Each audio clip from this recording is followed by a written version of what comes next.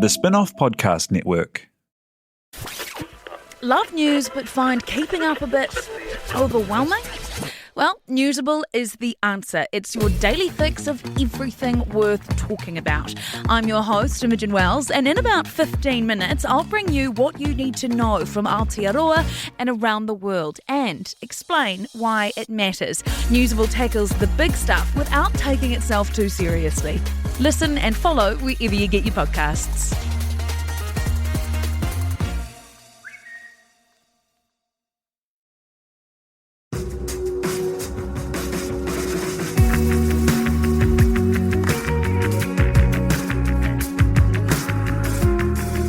You're listening to Business is Boring, a podcast that reckons it's anything but. Business is Boring is brought to you by Spark Lab, offering inspiration and practical advice to help businesses find their edge. To hear more about Spark Lab, including details about the latest events, workshops, and business tools, visit sparklab.co.nz. And now, here's your host, Simon Pound.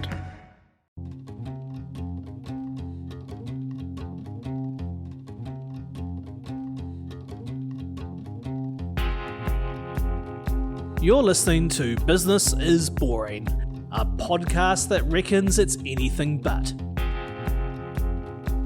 Business is Boring is made by The Spin-off with help from Callaghan Innovation, New Zealand's innovation agency.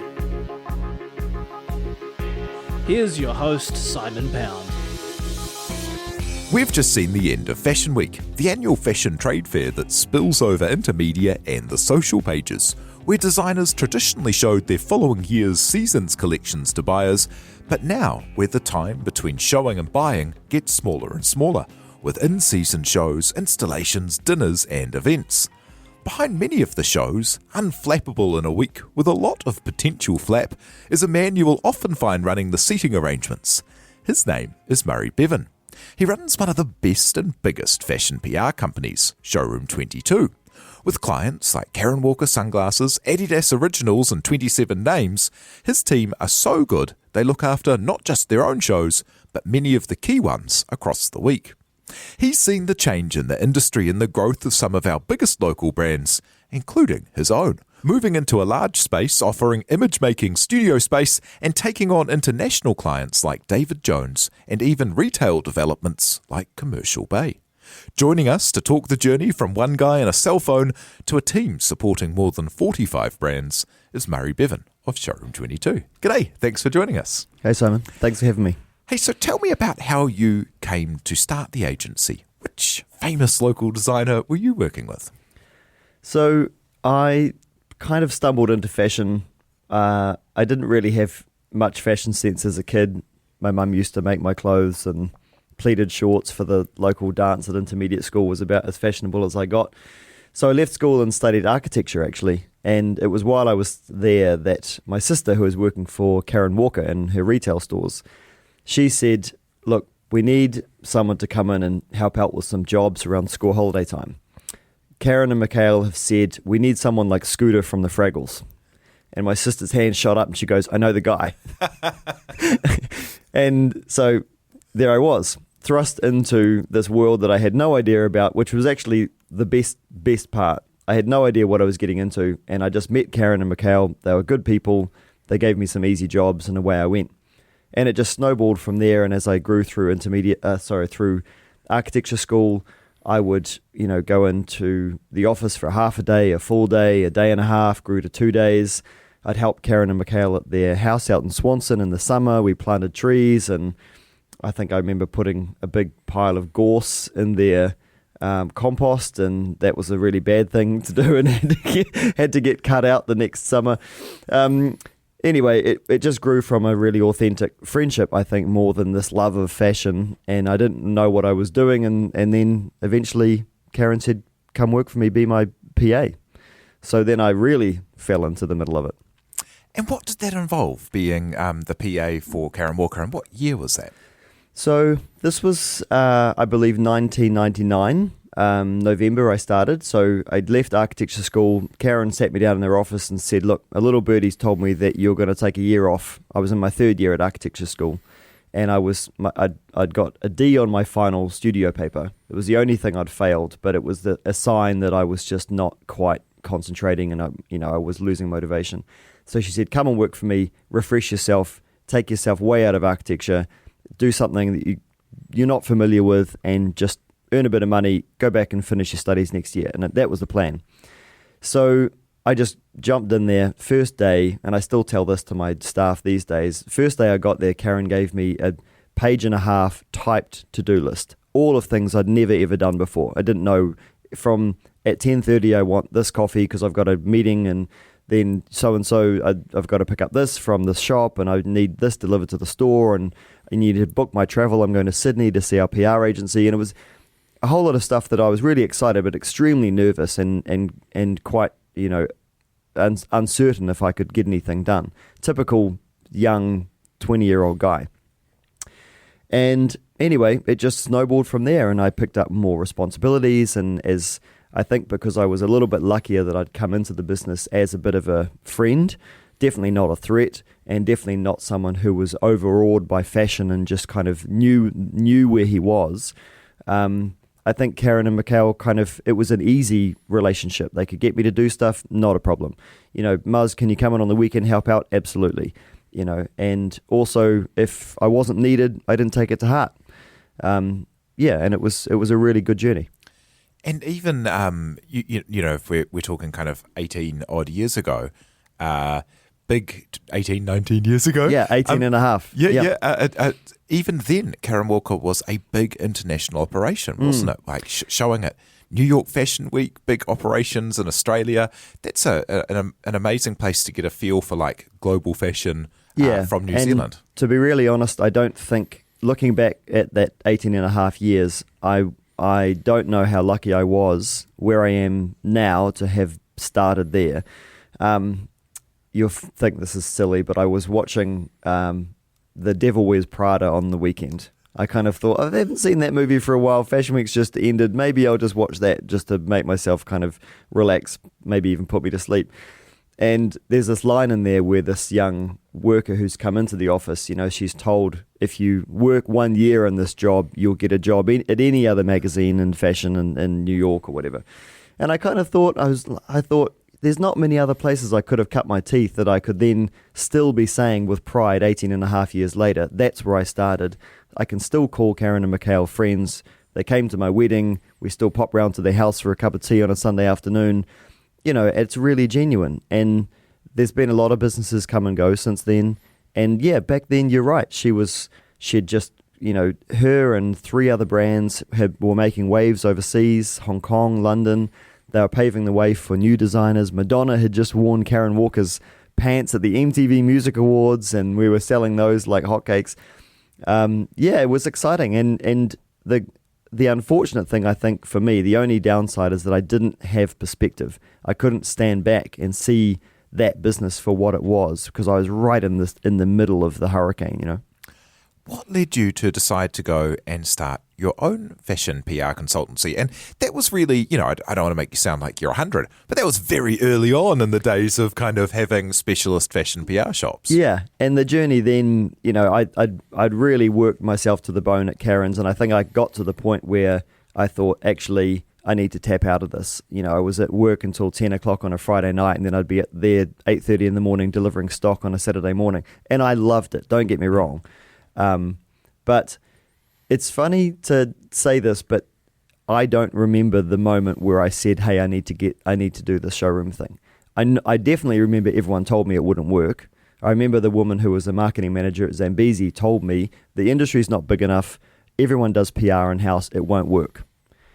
And I didn't think, well, I'll prove you wrong, but I did think in my gut, I said, I know the model of how this works. I've seen it in Sydney. Sydney's not that different to here. It's just bigger. I've seen it in New York. Sure, lots bigger, but fundamentally same processes, same model.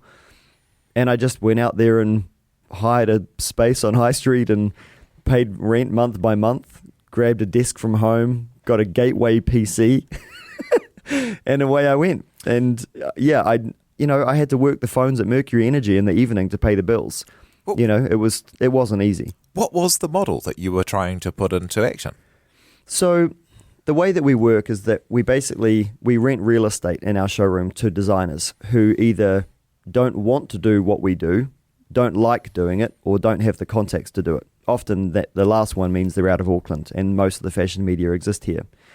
So what we said is, we'll do the hard work for you. I've got lots of contacts from working from Karen. I like, building up brands, and I like the energy of fashion, and I want to stay in it because I think I'm quite good at it, and I've kind of got a taste for it. So it was interesting. The first ones, and springs to mind a brand called Satori, a menswear brand, which was run by Bob Nelson. He was one of the first guys that came to me. Another brand from Christchurch called Tango, which was run by two women now. That brand has gone, but they, again, out of Christchurch, they just wanted to be put about in Auckland. They didn't know how to do it. It's often you get these designers who they've got big vision, but not no idea in a bad way, but they truly don't know how to get there. So they look at us these days, as they did back then, to go, as Malika from Tango said, can you make us into Karen Walker? To which my polite response was, no, I can't. You've got to have a good idea, but I'll do my best, So away we went. And what does that involve? So acting as kind of a showroom and PR agency, why do you need to rent space in your showroom? So people rent a rack, basically. They get real estate that gets them racks, hangers, wall space. They can bring in tables, chairs, whatever, and they can create a bit of a mini sort of scene for their product. Often it's not overly branded because we try and sort of let the product do the talking. But stylists and fashion editors, celebrities, people come to us and use the product, and they put it out into magazine editorial. They wear our gowns and product and suits on red carpets. We dress people for charity fashion shows. So there's this myriad options of how do I get my product out into the world that isn't advertising, but it is credited, and people will understand what I'm doing and see me and see my product and create a desire and a demand for my product that will then trickle back into making a sale for me. And once you have a busy showroom with lots of high quality clients, I guess it's easy to get the editors and the influencers and the well-known people through the door. But how did you get started? So starting off with Tango and Satori, I imagine, with no offence to them, that people weren't beating their part to their door? How do you build a business like that? 100% correct. And a lot of them said to me, so do you have Karen's product in the showroom? And I said, no, because they would say, oh, you're Murray from Karen Walker. That's how I was known. No previous fashion pedigree to fall back on, So yeah, you're totally right. I had these new brands. Juliet Hogan was one of my next first ever, brands, and she'd just won this scholarship with Karen to go to New York and study at Parsons. So she was guided by Tim Gunn from Project Runway.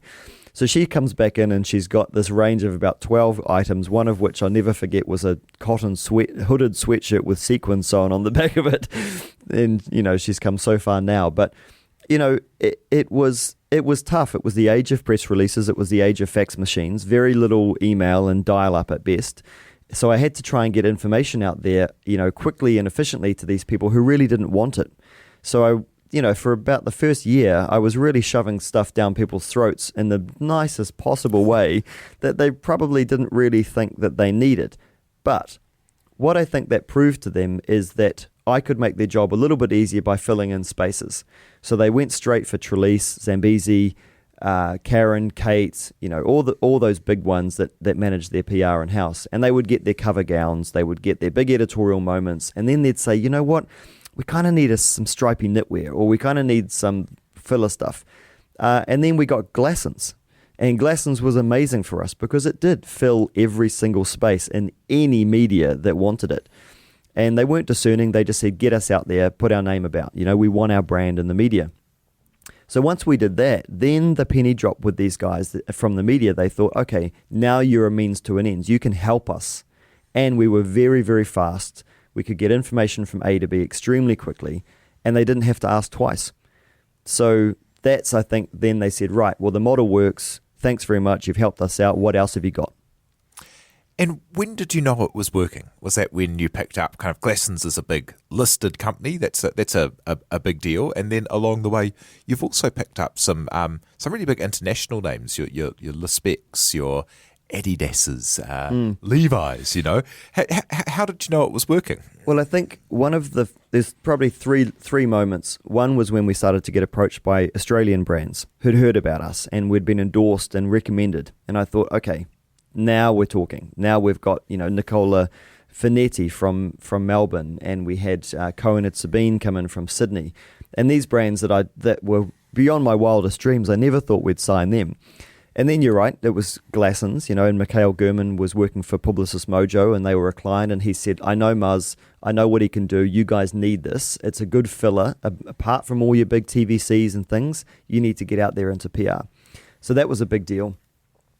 And yeah, I suppose from that, when it kind of snowballed, and when we had, Karen was doing some work with the Breast Cancer Research Trust, and we got that project, which was just a one-off thing. And, the media really started to come back. It was kind of like, okay, this is working. And then the third, I suppose, was not quite when I knew it was working, because it didn't quite work. But I pitched for Levi's when I was about 24. I was the only person in my company. I had no employees. I still had my gateway PC and dial-up internet. And they came over from Melbourne. And 3 of their executives turned up in my office. And there I was on my own, playing some like Pharrell or something on my stereo to set the mood. And they said, so is your team out to lunch? And I said, no, it's just me. And they were sitting there. I had no boardroom, of course, no meeting table. It was just kind of 3 plastic chairs in the middle of a 75 square meter room. And they said, so what, is this it? And I'd got down to the last 3 agencies in the country just based on the idea. And they said, I'm really sorry, we can't employ you. You won't be able to pull off the scale of work that we need. And I actually thought I could, because I didn't think it's not rocket science what we do. It's not.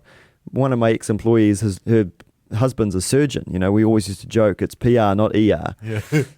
And I thought, well, no, I can do this. I know everyone in New Zealand. I know these editors. I know the stylists. I know the channels to get into. I know the timelines. I can get it done, And they just looked around. They were like, no, it's a trust thing. We can't see a company this small repping our brand. And now we have Levi's. And that was 14 years ago, and we've had Levi's for about 4 years. The marketing manager came in and shook things up and said, you've been recommended. We don't need to come and see you. She signed me up on the phone from the airport. It was great. So two different stories. 10 years of building. And yeah. And over that time of picking up these clients and changing it, you've added a few different things to the mix with the PR of products, beauty products and the like, and also adding studio and image making to it. I mean, that's kind of, if you look at kind of the changes in fashion, the whole of Instagram being filled with images and products being sent to people, that seems to be a pretty savvy move. Yeah. Well, to be honest, the idea started in my mind probably about 5 or 6 years ago. And to be honest, it was started from me wanting to avoid boredom. Not that the industry bores me, but I think, like anyone who's sort of up at a certain speed with their business, they want a little bit more. We never settle for where the bar is. We always want to put it up.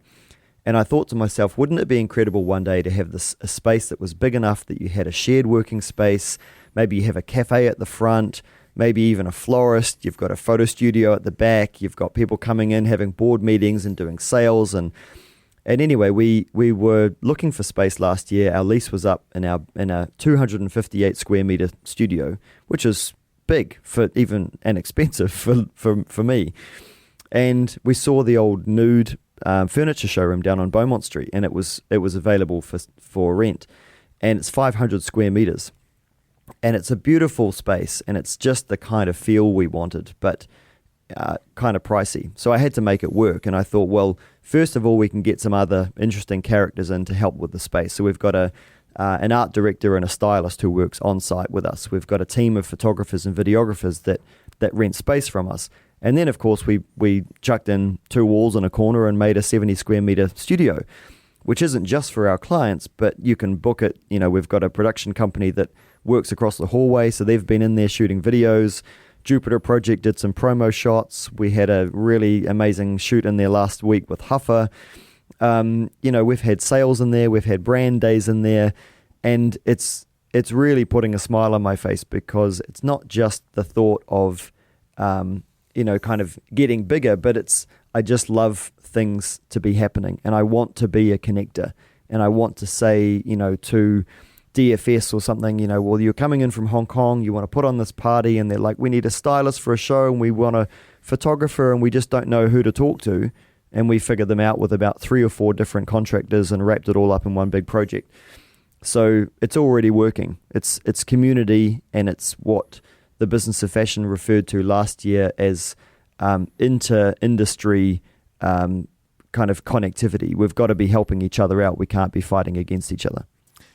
You must have seen over the last 18 odd years the big waves come and change fashion media, like the rise of bloggers that everyone was, thinking was the end of media, and now looks like, quite a quaint kind of funny thing, because the number of bloggers and their influence was quite kind of small compared to the number of influencers and their influence, which seems to be, an enormous wave of change in the industry. Yeah, and the blogger thing, I suppose, was really that came about because of the internet and broad brushstrokes. No one ever did it in New Zealand as well as Stacey Gregg with Runway Reporter, and I wouldn't even say she was a blogger. She was a true editor in a website. But yeah, you had Isaac Hinder-Miller from Isaac Likes, you had Emma Gleeson at Rag Pony, and they were kind of our typical bloggers, Catherine Lowe, etc. Now with Instagram, I suppose you're totally right. It's easy to get there, and we talked before about the hockey stick curve where, one day you're not an influencer, the next day apparently you are. And the thing that I think grinds a lot of people's gears is that you can say that you are an influencer. People come to us and say, I'm an influencer. I want a seat at the show. And that, for me, is just doesn't sit well with me.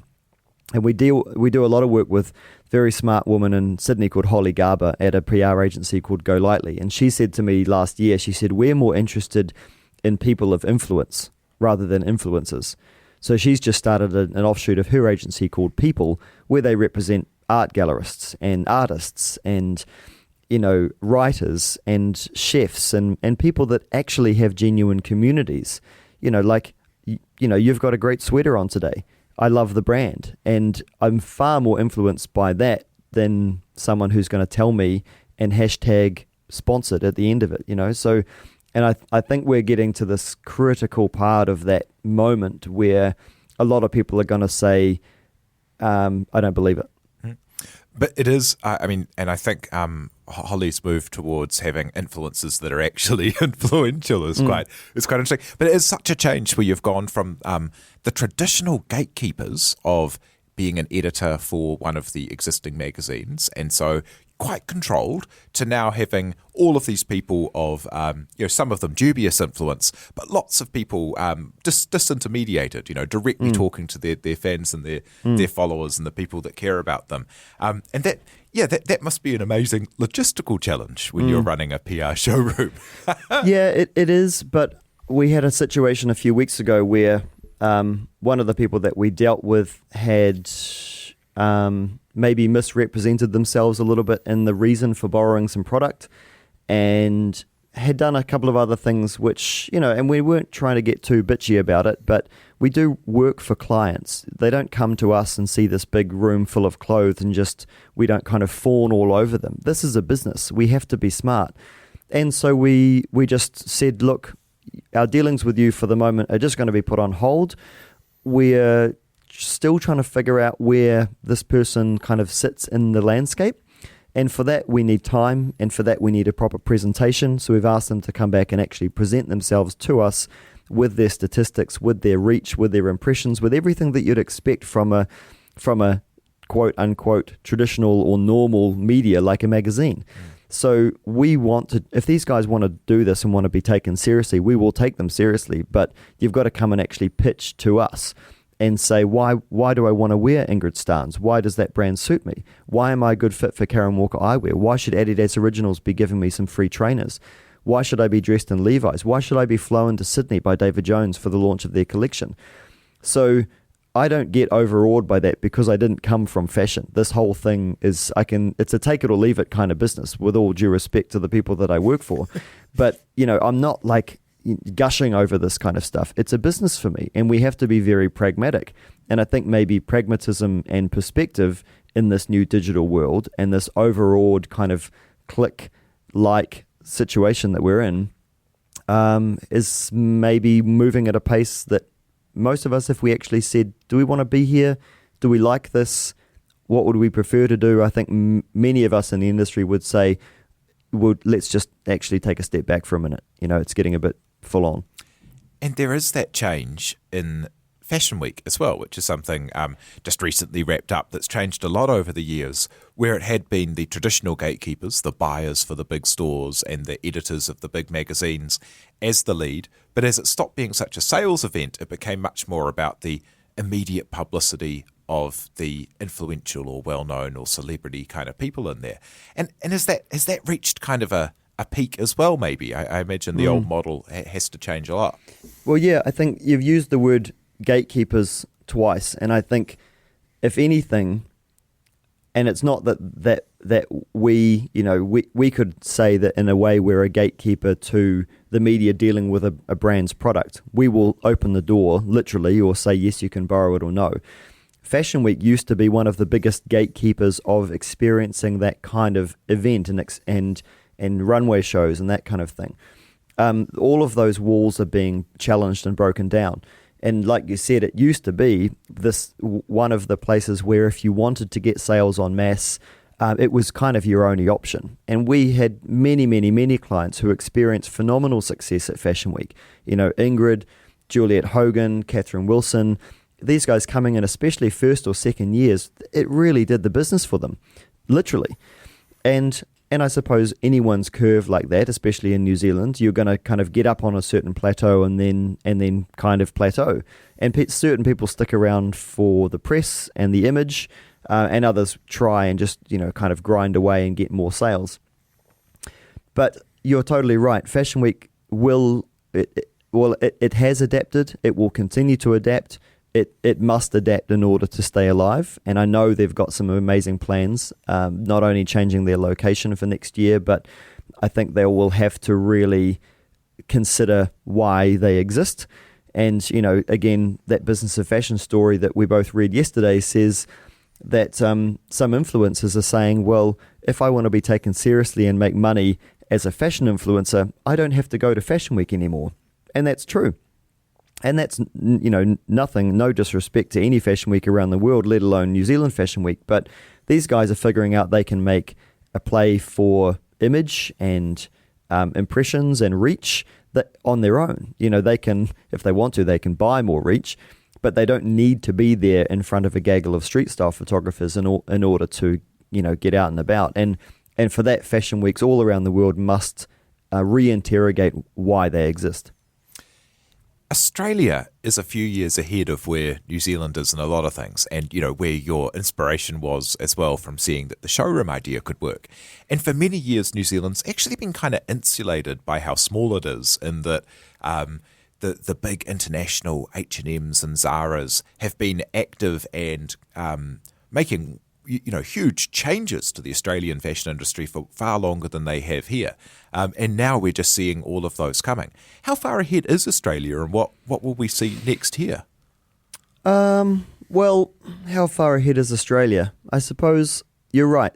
I think because of the size of their market, they get other bigger ideas and bigger businesses coming to them. So Topshop, H&M, Zara, ASOS, etc.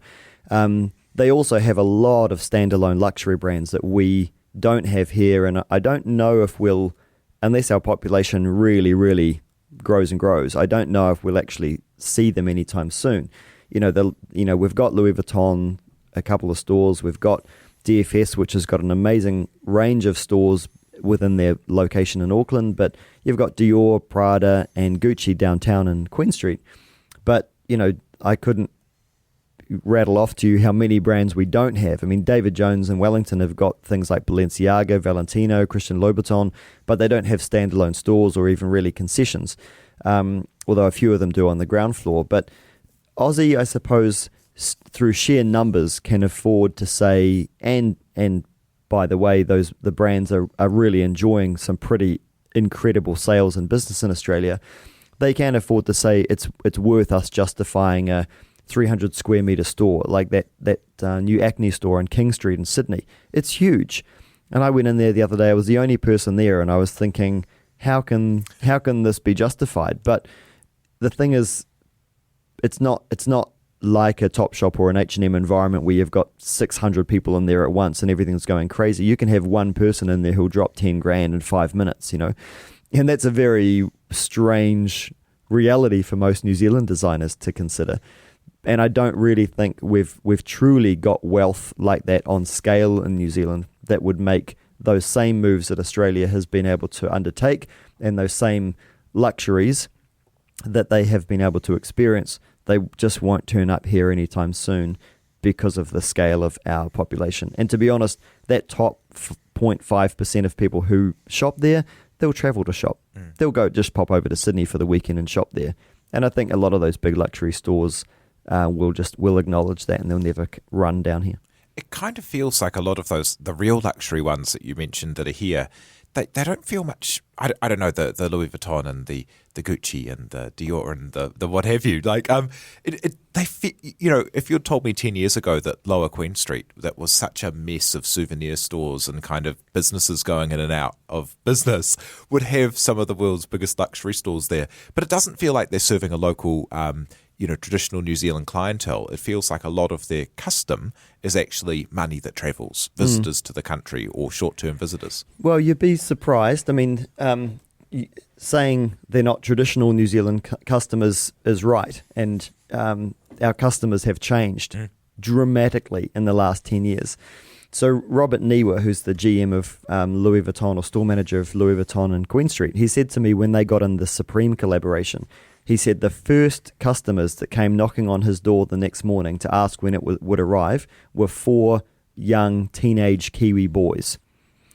So to say that a luxury customer is a certain type of person or gender or age or wealth anymore is out the window.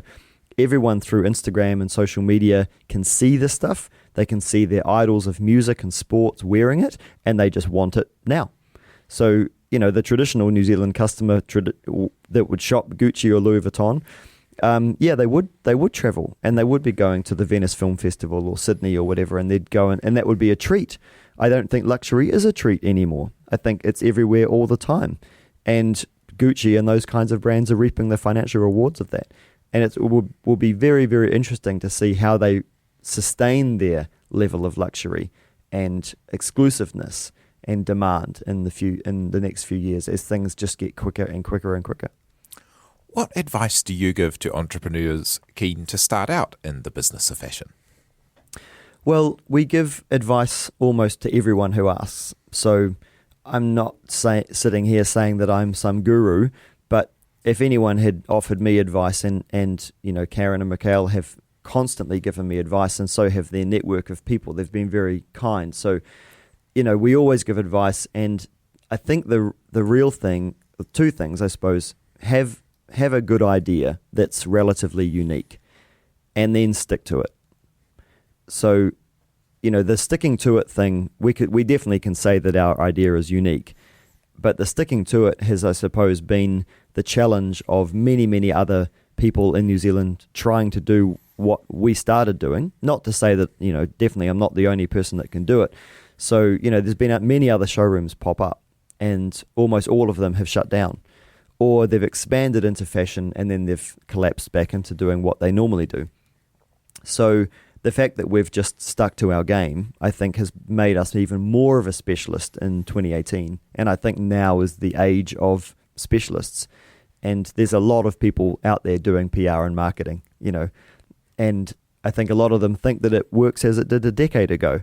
You write a good press release and send it to the Herald. That's one way, but there's also 500 other ways of doing it these days. And how do you define success? Yeah, I read that question and it's a big one. How do I define success? Well, for me, I think I've had the happiness and the luxury of being able to be a big part of my sister's kids' lives, especially my nephew Maya. Success for me is not all about business. It's definitely not all about money. This is not a very lucrative business to be in, but it's extremely rewarding because I feel that I'm a part of the journey and often the successes, even the small ones of our clients. And I think I get probably more joy out of seeing some of our smaller brands succeed. So success for me is happiness and a little bunch of small rewards every Christmas that I can look back on and say, we, for example, that rapper designer who was here with Huffer last week, he walked through the showroom on Friday with his team, and we were able to give him some Kiwi product to take away with him from some other brands, and he was so grateful and so genuine. And then we saw on Instagram over the weekend that he wore some of it in Las Vegas at a show, and the scale of that achievement isn't what excites me. It's the fact that he was there, we looked him in the eye, we shook his hand, we understood he was a good person, and he was just trying to have fun in the world. And we said, you know what, here's something else that you've never seen before that'll put a smile on your face, even just for a day. And he was like, you know what, man, thank you very much. That's really cool, And those moments really are the ones that define success for me, because we were the catalyst to make something cool happen. That's so cool. Thank you very much for joining us and sharing your story. That's Murray Bevan of Showroom 22. Thanks for coming along. Thank you very much, Alice Weatherdale, for producing, and thank you for listening. You've been listening to Business is Boring, presented by Simon Pound. And brought to you by The Spin-Off and Callaghan Innovation.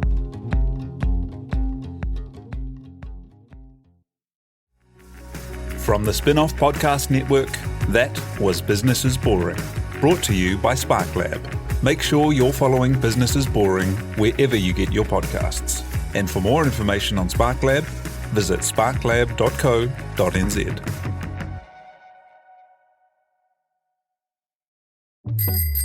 Ready to rediscover the joys of cycling? With over 300 kilometres of cycle paths across Tamaki Makaurau, jumping on your bike and going for a ride is such a fun way to discover the city from a different perspective.